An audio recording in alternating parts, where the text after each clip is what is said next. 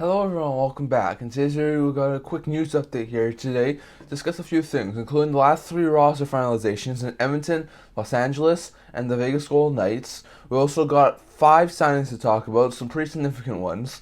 We got a quick PTO update, a quick waiver update, as well as some injuries to look at from around the NHL, and one quick trade rumor discussing the San Jose Sharks. So to all that coming up right now.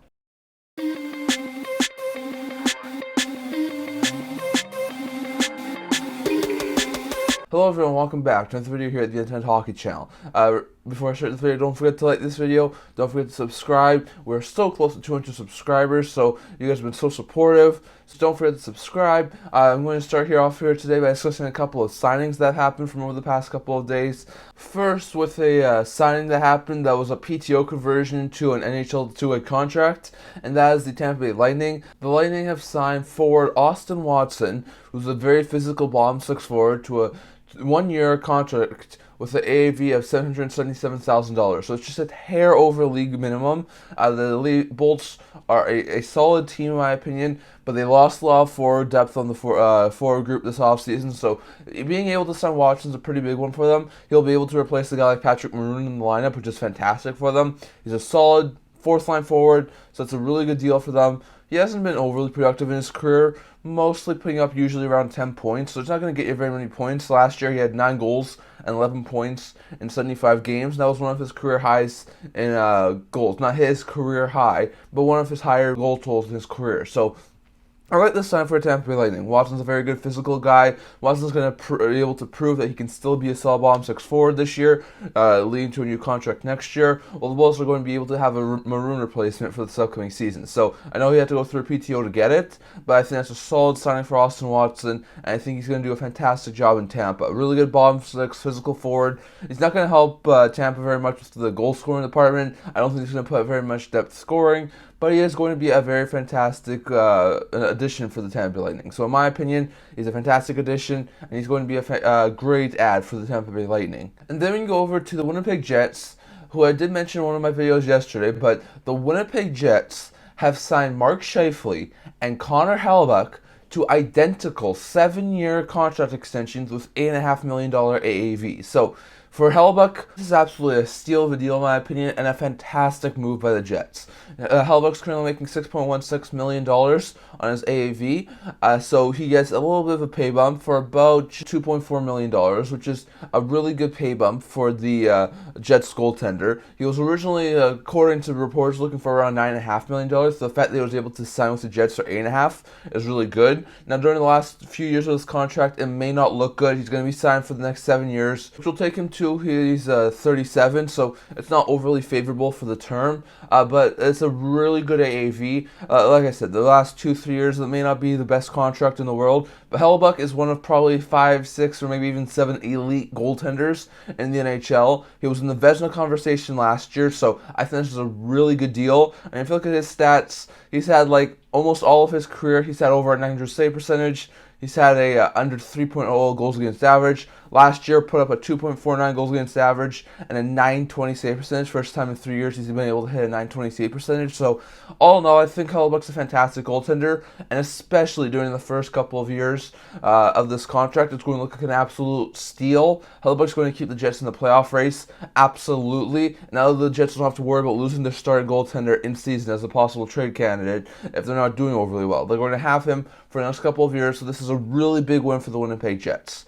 And I really do like this deal, at least at the beginning. I thought if it was a 4 to 5 year deal, I think it would maybe be a little bit more doable for the Winnipeg Jets, and I think I would have liked it a little bit more. But just given the fact that Hellebuyck's already 30 years old, it takes until he's 37, it's a little bit risky at the tail end of the contract. But for the first few years, I think this is going to be an absolute steal of a deal for the Winnipeg Jets.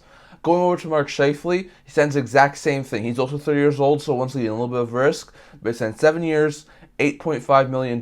Once again, he's making $6.1 million this year, so it's a $2.4 million pay bump from this current contract, so I think Scheifele's definitely worth it. He signs in the Bo Horvat, Pierre-Luc Dubois range for money-wise on an AAV, so that's pretty good. Once again, Scheifele, just like Hellebuyck, a little bit older at 30 years old, so the last few years in the contract I think are going to be a little bit iffy. and it might be a little bit bad towards the end of the contract, maybe the last 2-3 years. But for the first definitely 4, maybe 5 years, this is going to be a really good contract. If you look at Scheifele's point total, he's put up at least 60 points in each and every season since the 2014-15 season, so he's done absolutely phenomenal. Last year he put up 42 goals, which was the first time, if I'm correct, he broke the 40-goal plateau, and 68 points in 81 games. He looked absolutely fantastic. I think this is a really good steal for the Jets. I thought on the open market maybe he would have gone a little bit less than Sebastian Aho, but I think he could have gone at least 99.5 maybe on the open market. But once again, I think this is a fantastic deal. The Jets already lost Pierre-Luc Dubois this offseason. They did not need to lose another center. So that's a fantastic deal in my opinion for the Jets to get Scheifele signed. Absolutely a good deal for them. So they get Hellebuyck signed, who's going to be the starting goaltender for the next couple of years. He's going to be a fantastic netminder for the Jets, and he's going to be able to keep them in the playoff race. Scheifele's going to be able to score 30 to 40 goals and 60 to 70 points consistently over the next couple of years. I think he should be a fantastic top-line center, and the Jets don't have to go into this season now worried if they're going to possibly have to move some of these guys at the deadline if they're on the bubble. They're going to be with them, and they're going to be with them for the next 7 years. So I was really worried that they were going to go into the season. They were probably going to have to move them at the deadline because they wouldn't have extensions, and they would be a bubble team. But now I think that they're in a lot more of a better position, and they don't even have to lose them even if they were to keep them past the deadline and possibly lose them via walking for free agency. They're signed for that with the Jets for the next foreseeable future. That's a solid move by the Winnipeg Jets. So Hellebuyck signs 7 years, $8.5 million. Scheifele signs 7 years, $8.5 million. And their star top-line center and elite top-level goalie are both going to be with them for the next 7 years. Really good move there, in my opinion, there for the Jets to sign both these guys. I think they're both key pieces of that team, and I think they really mean much to the Winnipeg Jets to keep around. Going over to one more major extension before a quick ELC update.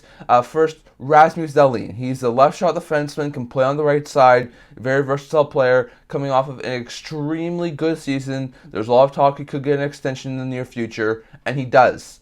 He gets an 8-year contract extension with an AAV of $11 million. That is a major contract extension for Rasmus Dahlin. Originally, it sounded like it was going to be like a 8 times 10 contract. Then a couple of weeks ago, when the news resurfaced that it sounded like it was getting close, it sounded like it was going to be 8 times 10.5.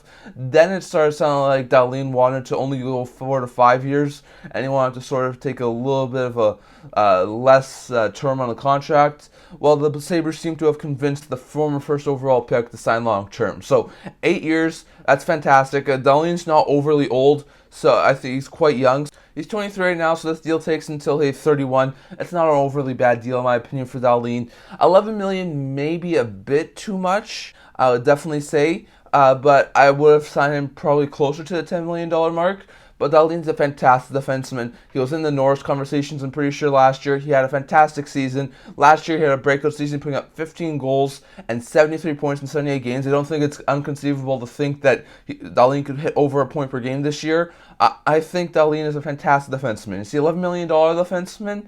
I'm not sure. I think it could be, but that's a lot of money for a really good team. But the Sabres have done so well with all their other contracts. I mean, they signed Tage Thompson for $7 million. That looks like a steal. They signed Dylan Cousins to $7 million. That looks like a steal. They signed Matthias Samuelsson to $4.5 million. That looks like a steal. They signed all these guys to reasonable, really good contracts that right now all look like steals. They have the money now to go out and sign Dahlin to a major long-term extension like this. So I think $11 million may be a little bit too much for Dahlin, but all in all, he's a fantastic number one defenseman, former number one overall pick, had a breakout season last year, and I think it's going to be worth this money. Now, tail end of this contract, it'll still be fine because it's going to be ending this contract in his prime. So I think this is going to be fantastic for the Buffalo Sabres. They lock him up for 8 years, which is something they really wanted to do, and Dahlin gets a huge AAV of $11 million. So a fantastic deal for both sides to get done. And one other quick signing here, the Vegas Golden Knights have signed right wing / center Jacob Demek, who was a 2021 4th round pick. The forward gets a 3-year ELC with AAV of $851,000. Demek's a really good player. He played last year in the WHL, putting up 11 points in 15 games. So I think in time, Demek could definitely be a solid center / right winger, maybe a third line player. So this is a really good time for Golden Knights to improve their depth in the forward group. Probably still going to need a couple of years left playing in the minors. I could definitely see him play another year or two in juniors, maybe a year or two in minors. So maybe he's still about 2 to 3 years away from competing for a roster spot. But I think Demick definitely has a shot at being like a solid bomb six forward in the not too distant future. So really good there for the Golden Knights to get another ELC done. So that's all your new signing updates here from the past couple of days. Going over to the last few roster updates. For the Vegas Golden Knights, they have Jack Eichel, Mark Stone, William Karlsson, Jonathan Marchessault, Ivan Barbashev, Nick Roy, Chandler Stevenson, Brett Howden, Will Carrier, Keegan Colasar, Jacob Demick, Pavel Dorofiev, Paul Cotter, and Michael Amadio on their starting roster. On the defensive end, they have Packel, Hutton, Haig, McNabb, Theodore, Pietrangelo. They have Hill and Thompson in net. They have Martinez and Whitecloud starting the season on injury reserve. And they have Lehner and Muramanov starting the season on long-term injury reserve, with Isaiah Savell starting the season on season opening injury reserve. The Edmonton Oilers have McDavid, Draisaitl, Hyman, Kane, RNH, Fogle, McLeod, Janmark, Holloway, Ryan, and Connor Brown on the forward group. They have Nurse, Ekholm, Bouchard, Ceci, Kulak, Broberg, Desharnais, and Niemelainen on the defensive end. They have Campbell and Skinner in net, and they have Fanti and Stonehouse starting the season on season opening injury reserve. So not too much of a surprise there. Oilers look like they have a really good roster. And then for the LA Kings, they have Kopitar, Dubois, Fiala, Deneau, Kempe, Arvidsson, Moore, Lizotte, Grunstrom, Byfield, Lafreniere, and Lewis on the forward group. Defensively, they have Doughty, Gavrikov, Anderson, Roy, England, Bjornfoot. They have Copley, Talbot, Riddick, all three goaltenders on the roster. And they have Ander Lee starting on season opening injury reserve. So, all in all, not too bad of a roster for the Kings, the Oilers, the Knights. Those are your final 3 season opening roster updates. Now, these, like I said, at 2 p.m. Pacific time, later today, 5 p.m. Eastern, later today, the teams could make more transactions, so these aren't going to be every team's final set-in-stone roster, but these, for the time being, are the rosters for these NHL teams. So it's going to be interesting to see what else changes before each and every team's opening game, but we start later today. We'll get to about that in a second, so going to be interesting to see. If we go over to the quick waiver update here, as we talked about 2 days ago in a video I put out, here's just a quick recap of who was on waivers before yesterday. You had Cal Capobianco, Colin Delia, Axel Jonsson for Jalby, Gregory Denisenko, Stanichka and Wolanin in Vancouver. You had Martin Jones, Kyle Clifford, Dylan Gambrell, Will Adjison, and Max Lajoie in Toronto, Bogosian and 48 in Tampa, McEachran, Rosen, Subban, and Walker in St. Louis. You had Zohorna, Hinestroza, Friedman, White, and Hellebuyck in Pittsburgh. You had Imama in Ottawa. You had Armia and Lindstrom in Montreal. Anderson Dolan in LA. Dalpe, Ludwig, and Fitzgerald in Florida. Lavoie, Peterson, and Gleason in Edmonton. Aston Reese in Detroit. Damiani in Dallas. Tuft in Colorado. Anderson in Chicago.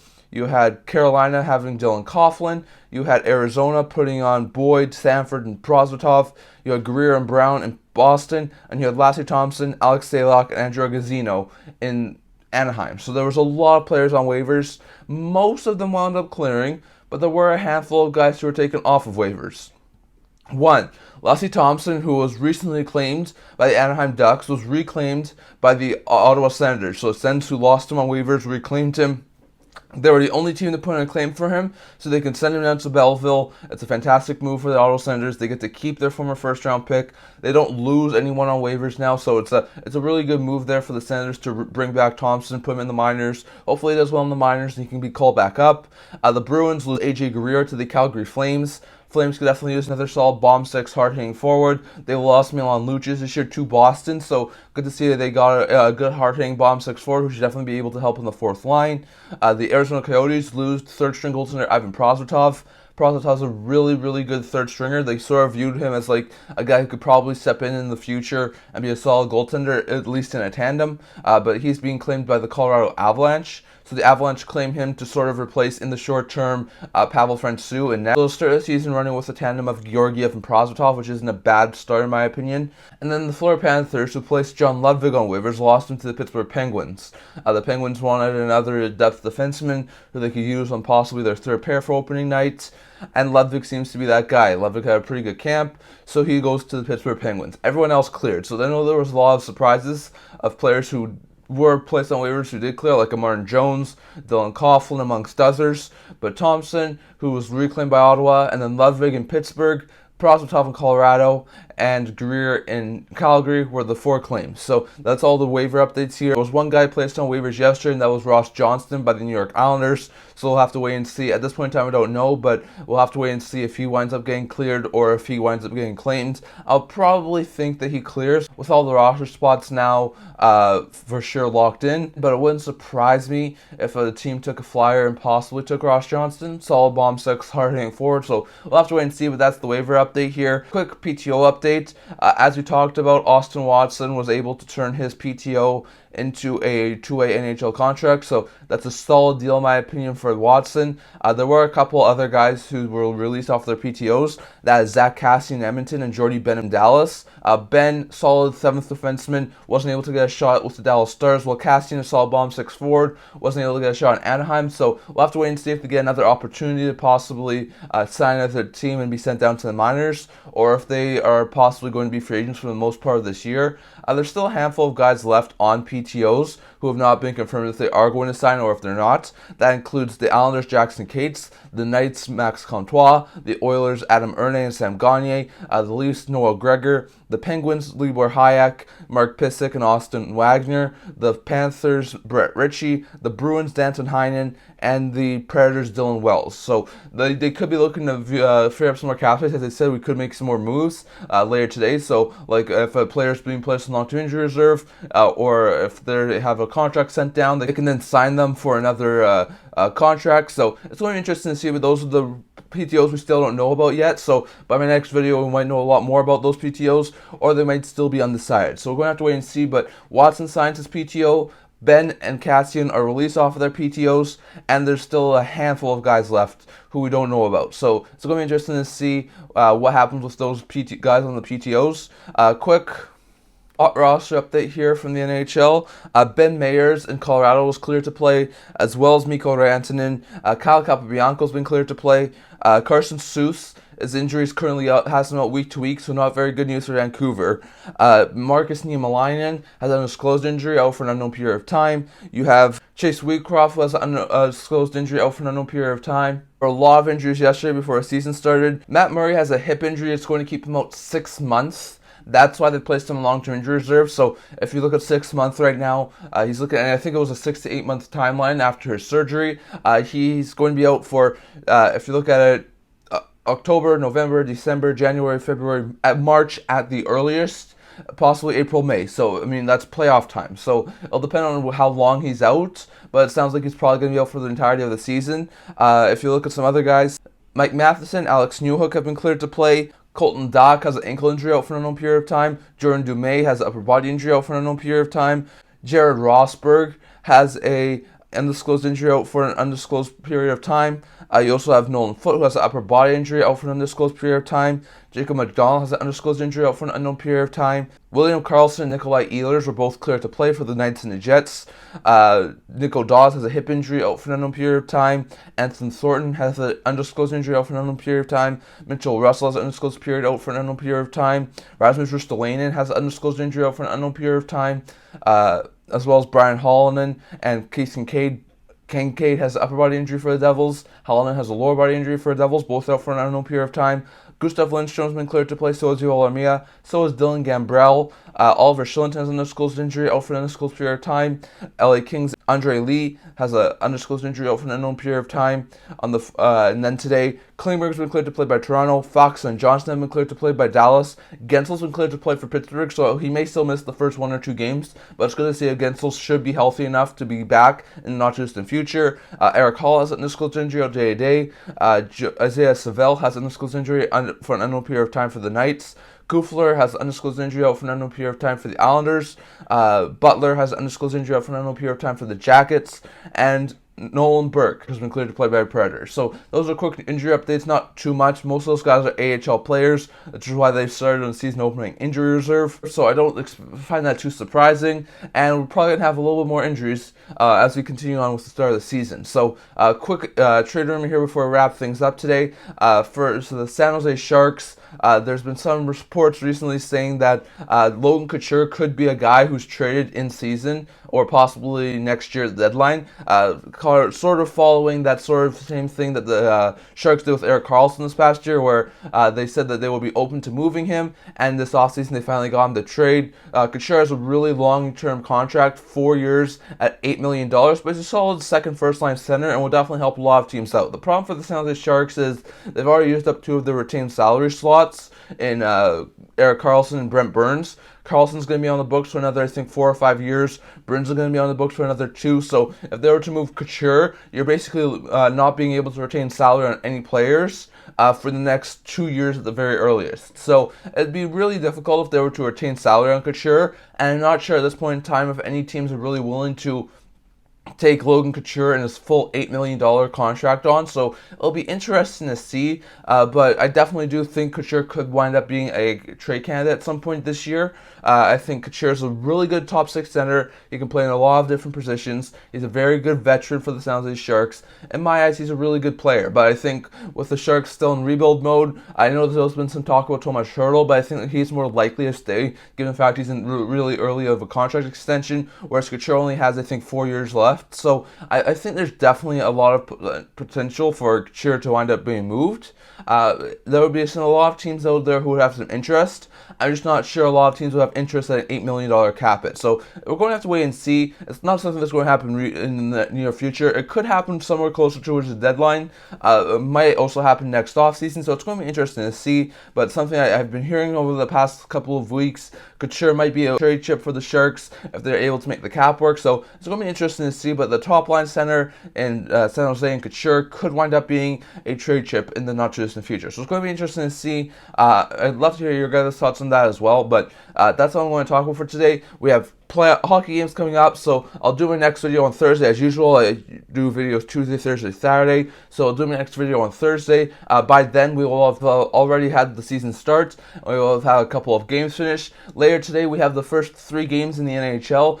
We have Tampa Bay, Nashville, we have Chicago, Pittsburgh, and we have Vegas, Seattle. So the first 3 games today. On Wednesday we're going to have a handful of games more. We're going to have Ottawa, Carolina, Montreal and Toronto, Chicago in the second half of a back-to-back against Boston, Jets and Flames, Avs and Kings, and Oilers and Canucks, and I'll discuss all those scores on my next video. But for the time being, that's all I'm going to talk about for today. Remember to like this video, and if you really like to, remember to subscribe down below. We're so close to 200 subscribers, so thanks for all of your guys' support. I really appreciate it, so don't forget to subscribe. I also do a blog talking about news, rumors, analysis, stuff like that, so definitely check that out. I'll leave links down in the description below, and I can't wait to see you guys all for the next video.